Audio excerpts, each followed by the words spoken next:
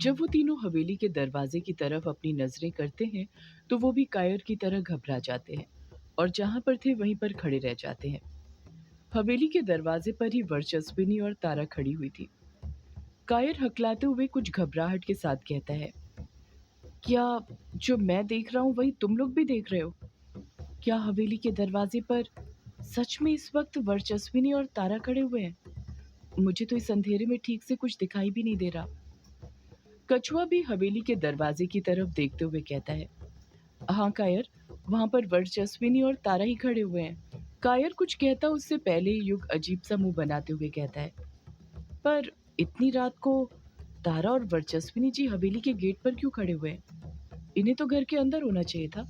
यामिनी झट से बोल पड़ती है, जरूर कुछ हुआ होगा, तभी वर्चस्विनी और तारा हवेली के गेट पर खड़े हुए हैं, वरना वो ऐसे ही हवेली के गेट पर खड़े नहीं होते। इतना कहकर यामिनी जल्दी जल्दी अपने कदम आगे बढ़ाने लग जाती है। उसके पीछे ही बाकी सब भी अपने कदम आगे बढ़ाने लग जाते हैं। यामिनी वर्चस्विनी और तारा के पास पहुंचकर तुरंत वर्चस्विनी से पूछती है, क्या हुआ वर्चस्विनी, तुम यहाँ पर क्यों खड़ी हुई हो? वर्चस्विनी यामिनी के सवाल का जवाब देते हुए तारा की तरफ इशारा करते हुए कहती है, वो तारा को अजीब से सपने आ रहे थे। यामिनी मुंह बनाते हुए कहती है, अजीब से सपने आ रहे थे? कैसे अजीब से सपने आ रहे थे? वर्चस्विनी कुछ जवाब देती उससे पहले ही कछुआ बीच में बोल पड़ता है, तारा को फिर मरे हुए लोग कब्र में से जिंदा होते हुए नजर आ रहे थे क्या? वर्चस्विनी जवाब देती है, नहीं कछुआ, बल्कि इस बार तो तारा को युग सपने में नजर आया था। यामिनी हड़बड़ाहट के साथ वर्चस्विनी से पूछती है, युग बाबू का सपना आया था? युग बाबू का कैसा सपना आया था? वर्चस्विनी पलट कर कहती है, तारा ने मुझे बताया था कि उसको वो सपना बहुत ही धुंधला नजर आ रहा था, कुछ ठीक से समझ नहीं आ रहा था। वो बस ये देख पाई थी कि युग काला झाड़ी जंगल में भटक रहा था, वो भी काली बारिश में। वो उस काली बारिश में इतना भीगा है कि उसकी आंख की पुतली पूरी तरह काली हो गई है। वर्चस्विनी ने इतना कहा ही था कि तभी उसकी नजर युग की आंखों की पुतली पर पड़ जाती है और वो देखती है कि युग की आंखों की पुतली सच में काली हो गई थी। वर्चस्विनी घबराते हुए हड़बड़ाहट के साथ कहती है, ये क्या युग, तुम्हारी आंखों की पुतली तो सच में काली हो गई, इसका मतलब तारा का ये सपना भी सच हो गया। कोई कुछ कहता उससे पहले ही वर्चस्विनी फिर बोल पड़ती है, ये कैसे हुआ युग, तुम्हारी आंखों की पुतली काली कैसे पड़ गई? तुम ठीक तो हो ना? युग तुरंत पलट कर कहता है, मैं बिल्कुल ठीक हूँ वर्चस्विनी जी, मुझे कुछ नहीं हुआ है। आप तो ये बताइए कि आप तारा को लेकर यहाँ पर क्यों खड़ी हुई थी? वर्चस्विनी तुरंत पलट कर कहती है, वो जब तारा को ये सपना आया था और उसने मुझे इसके बारे में बताया तो मैं सीधे तुम्हारे ही रूम में आई थी, पर तुम वहां पर थे ही नहीं। तुम क्या, तुम्हारे कोई भी दोस्त नहीं थे। फिर मैं समझ गई थी कि जरूर तुम सब बाहर ही गए होगे। मैं भी तारा को लेकर बाहर ही आने वाली थी, पर फिर मुझे यामिनी की बात याद आ गई कि उसने कहा था कि चाहे कुछ भी हो जाए, तारा को हवेली के बाहर मत निकलने देना, वो जब तक यहाँ पर है सुरक्षित है। इसलिए मैं तारा को लेकर यहीं पर रुक गई और तुम सबके वापस आने का यहीं पर इंतजार करने लग गई। वर्चस्वी की ये जवाब देते ही युग, यामिनी, कायर और कछुआ चारों की समझ में आ जाता है कि वर्चस्विनी और तारा इतनी रात में हवेली के गेट पर क्या कर रहे थे। उन चारों में से कोई कुछ पूछता उससे पहले ही वर्चस्विनी युग से पूछ बैठती है, तुम लोग कहाँ गए थे युग, वो भी इतनी रात में? युग हड़बड़ाहट के साथ जवाब देता है, मैं आपको सब कुछ बताता हूँ वर्चस्विनी जी, पर बाद में। पहले आप ये बताइए वंदना भाभी आई या नहीं?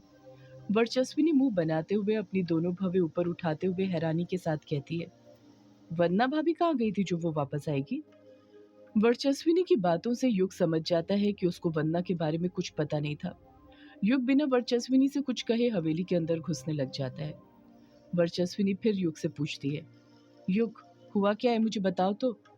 युग वर्चस्विनी के सवाल का कुछ जवाब नहीं देता है, हवेली के अंदर अपने कदम आगे बढ़ाते रहता है। वर्चस्विनी कछुए से कहती है, कछुआ, तुम तो मुझे कुछ बताओ कि आखिर हुआ क्या है, तुम लोग कहाँ पर गए थे? कछुआ भी हड़बड़ाहट के साथ अपने कदम हवेली के अंदर बढ़ाते हुए कहता है, मैं तुमको सब बताता हूँ वर्चू, तुम चलो मेरे साथ। इतना कहकर कछुआ भी युग के पीछे पीछे अपने कदम बढ़ाने लग जाता है।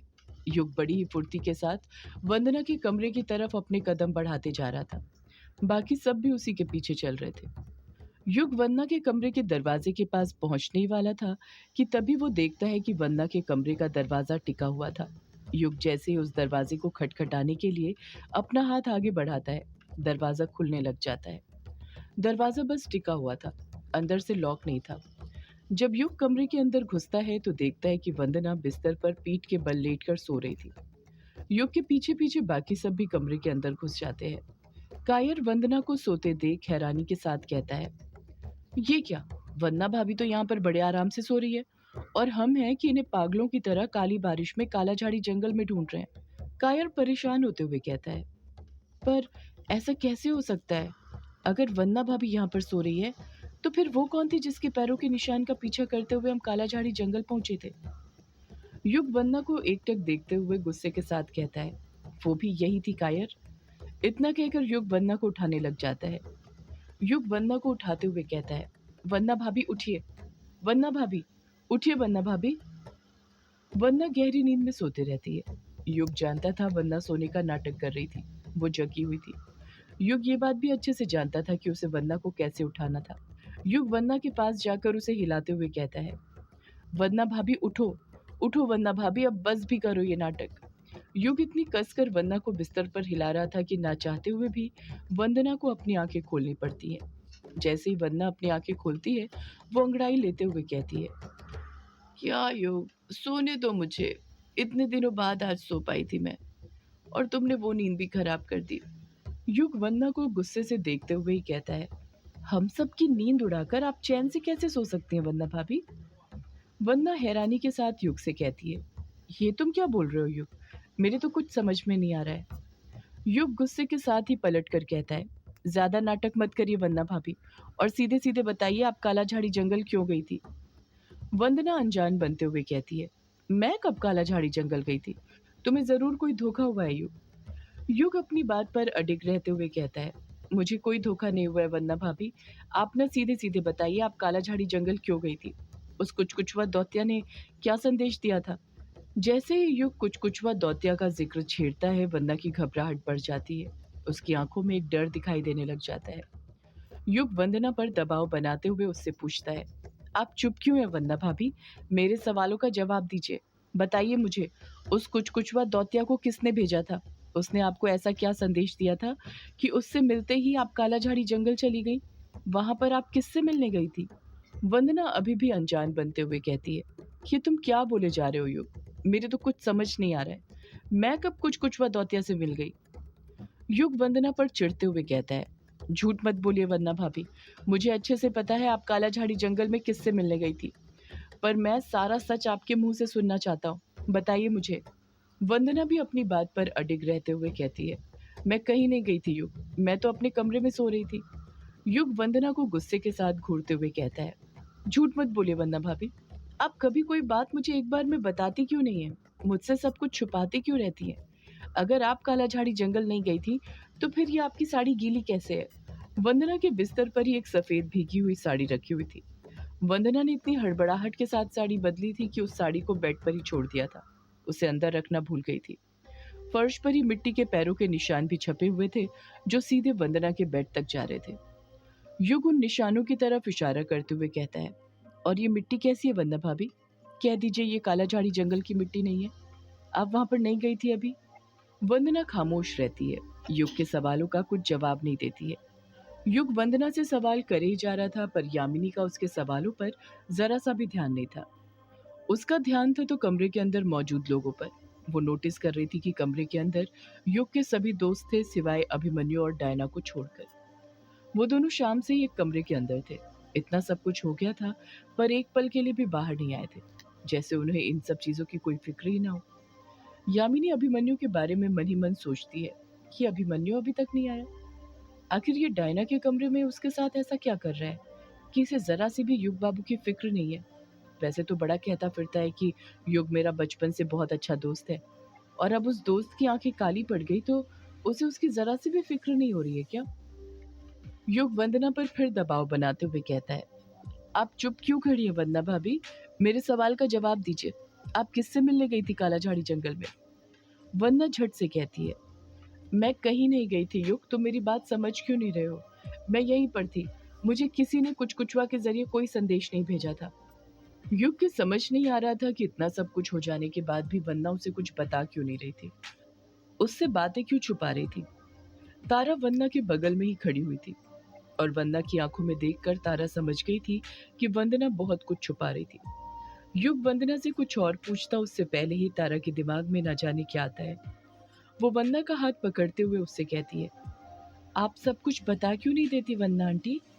तारा ने वंदना का हाथ पकड़कर इतना कहा ही था कि तभी वंदना और तारा दोनों के हाथों से सफेद रोशनी निकल जाती है।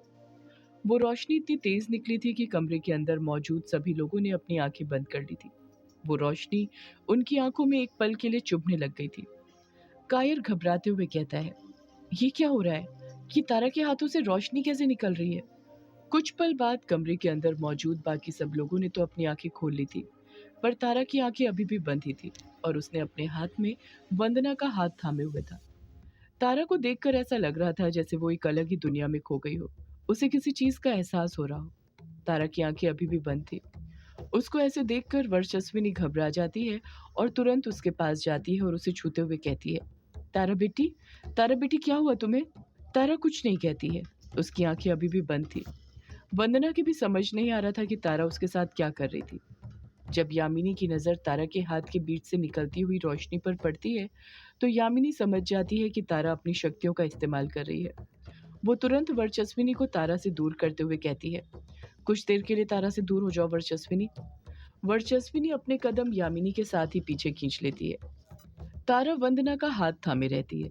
उसके दिल की धड़कन जोरों से चलने लग गई थी। किसी को कुछ समझ नहीं आ रहा था कि वो आखिर कर क्या रही थी, उसके साथ हो क्या रहा था। अगले ही पल तारा अपनी आंखें खोलती है और वंदना को एकटक देखते हुए कहती है, आप चित्रा आंटी से मिलकर आ रही है ना वंदना आंटी। जैसे ही तारा ये बात बोलती है, वंदना के पैरों तले जमीन खिसक जाती है। वंदना हकलाते हुए तारा से कहती है, तारा, तुम्हें तुम्हें कैसे पता कि मैं चित्रा चाची से मिलकर आ रही हूँ। सदियों से है पुरानी ये है यक्षिणी की कहानी। यक्षिणी एक आग है, यक्षिणी तेरा ख्वाब। भाई ये यूट्यूब चैनल में सब्सक्राइब कर दो, मेरे आने वाली नोटिफिकेशन आपको मिलती रहेगी। सबसे पहला एपिसोड यक्षिणी का आने वाला मेरे यूट्यूब चैनल पे मिलेगा। Subscribe please.